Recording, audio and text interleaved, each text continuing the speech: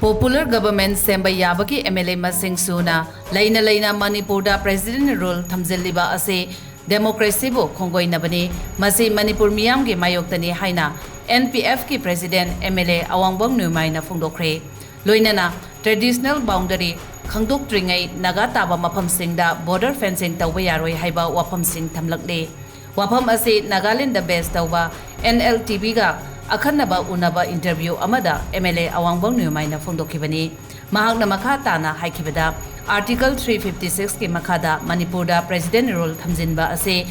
akanba maongda yaningde Manipur gi oinadi hojik popular government semba yabagi MLA masing suna laijaribani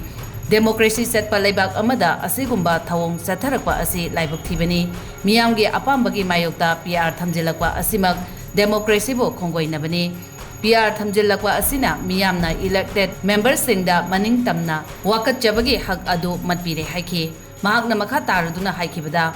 February 8 da N Biren Singh na chief minister pamdagi resign tawkraba matung February 18 da Manipur da president role thamjinlakibani adubu Naga People's Front NPF ki oinadi president role gi mayokta lai loinana NPF central office nasu president role thamjinlakpagi mayokta yaningdabagi warep lawwa laikre Manipur da PR kayam kuina thamkhigani haiba tambangamde adubu makhatana sangdoke hairabadi parliament da puthokadabani adubu hojik phawbagi oina puthokpagi mamisu udri haina phongdokhe